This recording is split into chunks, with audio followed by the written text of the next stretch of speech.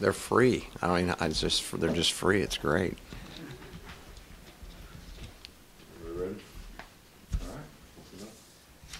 Benamelagou, perfect shooting night tonight, raises his three-point percentage on the season up to 62.5%. Yeah. How do you explain the difference for him from last season to this? Well, shooting, everybody's trying to make a shot. That's one thing I've always, I watch coaches get mad at people, but if you take a good shot, everybody's trying like really hard to make a shot. Nobody ever that I know is going, I really don't care if this baby goes in or not. But if you look at Ben last year, he just started slow.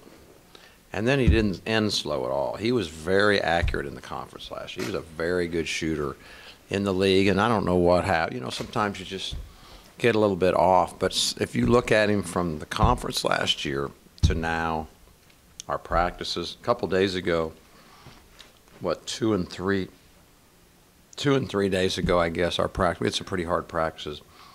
And we would just keep looking at each other. Is this guy ever going to miss? I mean, the basket's so big, and that actually makes me nervous because normally a guy doesn't, stay hot for 3 days. Usually if you're really hot 3 days ago, not so much.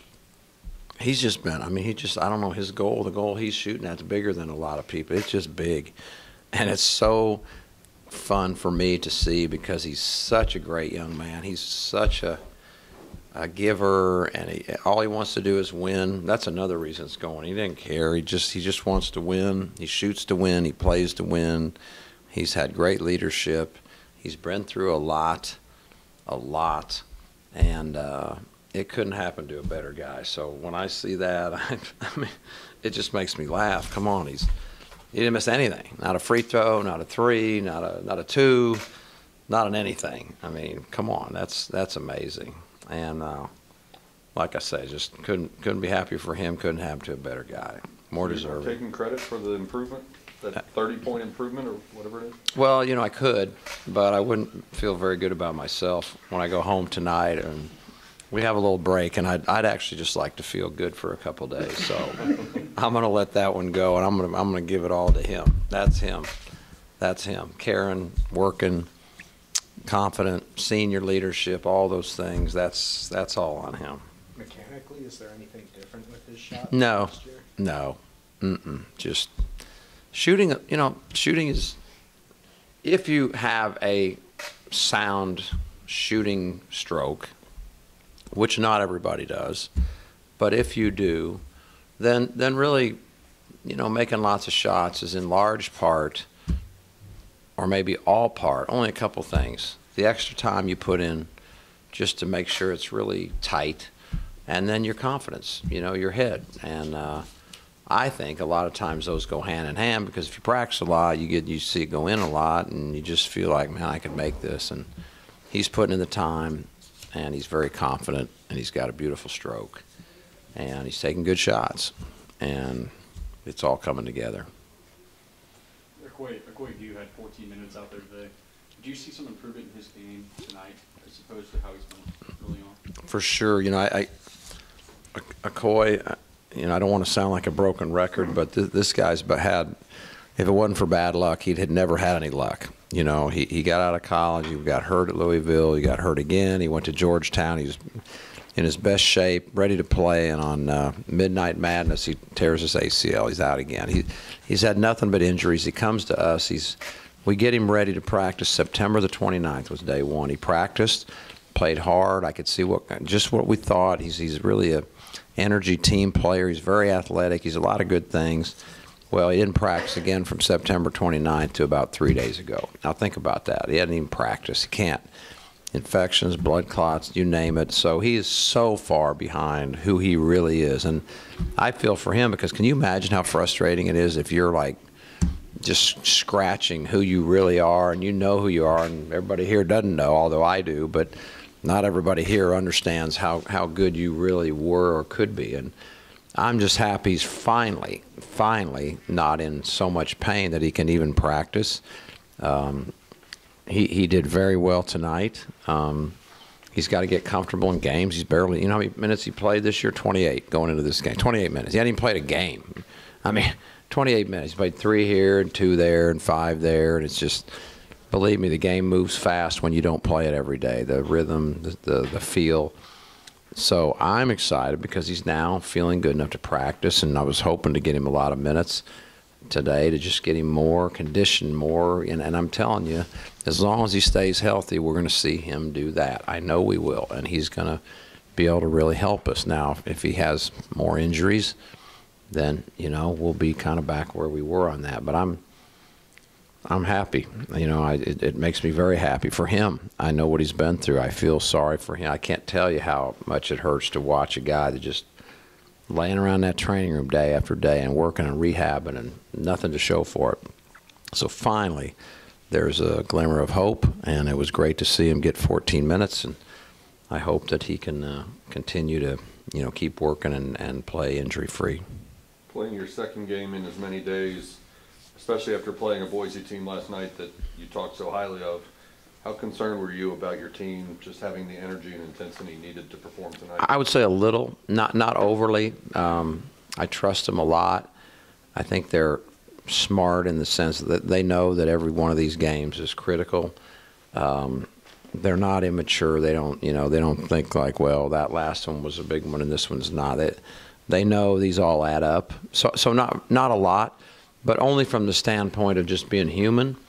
And when you get really, some games, you know, come on. I mean, guys get a little bit more ready to play than others, right? Well, they were ready to play last night. You could see that. I mean, there was some high level intensity. To back that right up within less than 24 hours, not easy to do. But I felt like we'd play. I felt like we'd really play hard and compete. And maybe we weren't quite as quick just because we're, you know, shoot, it was last night.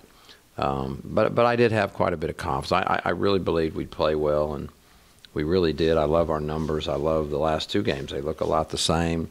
We're guarding. We're blocking out. We're taking care of the ball. We're shooting the heck out of it. We're sharing it. You know, these kind of stat sheets last night and tonight, these are ones that really, really good teams have. And the more of those we get, the more fun we're going to have. How do you feel your team's trending heading into conference play? Great. Yeah, if you said at the beginning of the year, and if you guys remember, I told you, it's going to be a little rough. Come on, we started the year with 3 guys that had played ever before and here, and then one that had played 1 year of college, and 4 freshmen that had never played, and then Okoye. Well, Okoye was out the whole time, so now we're at 8. And we're just trying to find our, you know, who are we and what do we do out here? And I knew, and I said that at the time, that we're starting here.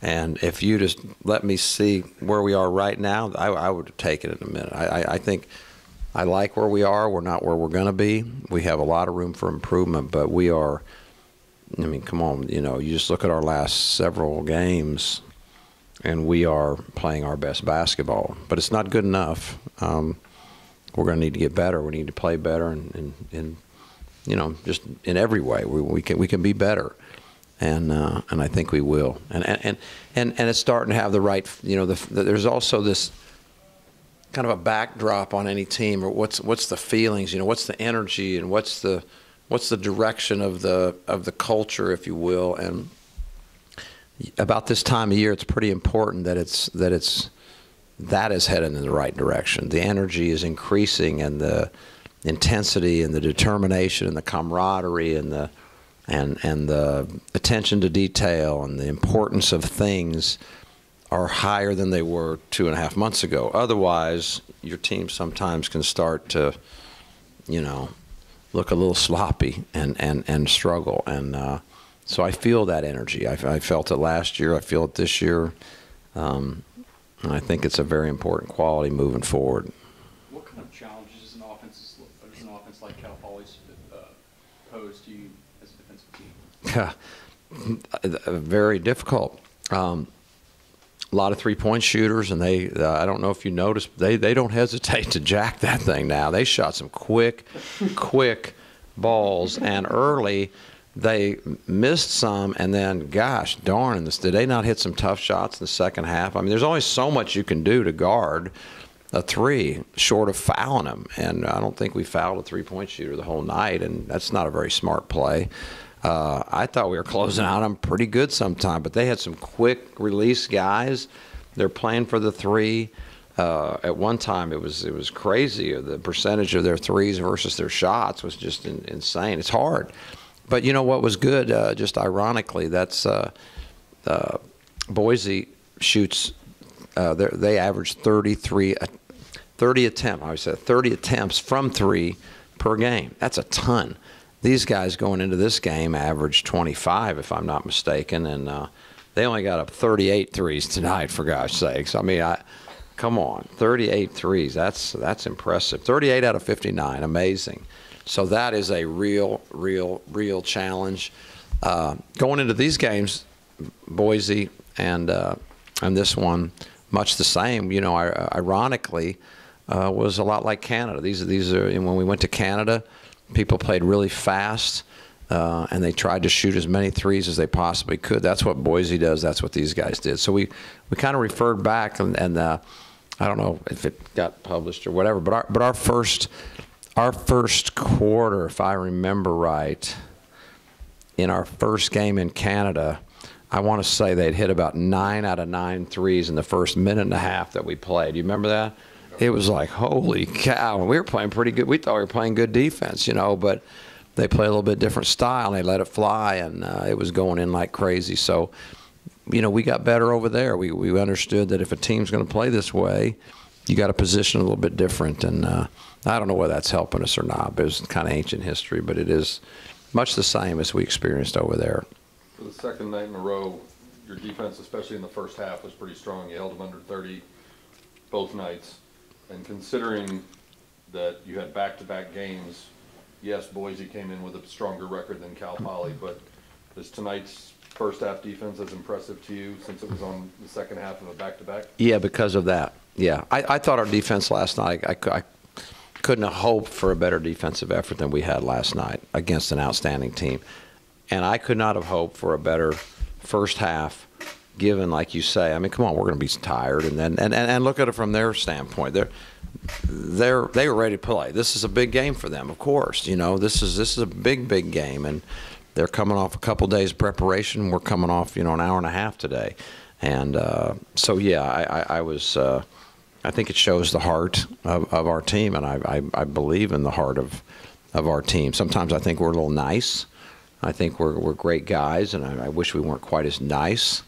But we have a big heart. We compete. I want us to see it'll be a little bit tougher, and we are getting tougher. And I think we have to continue to do that, talk about it, and back it up. But yeah, equally, just because of the circumstance. As he gets more acclimated to playing with you guys, Jamal McMurray, do you envision yourself having the same dilemma you had last year, where you basically had 6 starters? Possibly, yeah. You know, he's a very good player, but you know, it's tough. It's tough, and so I don't know where that'll go. I want to enjoy a lot of Christmas pie. That's what I want to enjoy, and but we will figure that out. I want to be fair to everybody. I want to do what's best for the team. We'll see how that all goes down, and you know, sometimes some people don't care if they start or not. You know, I think it's more about significant minutes, but you know, he's a talent. But we have some, you know, gosh, what are you going to do? Can we start 6? You know, that would be a question. So then I hope that we get to a point where can we start 7? You know, and those are the really good problems that aren't any fun for the coach, but they're good problems to have. Thank you. Thank you.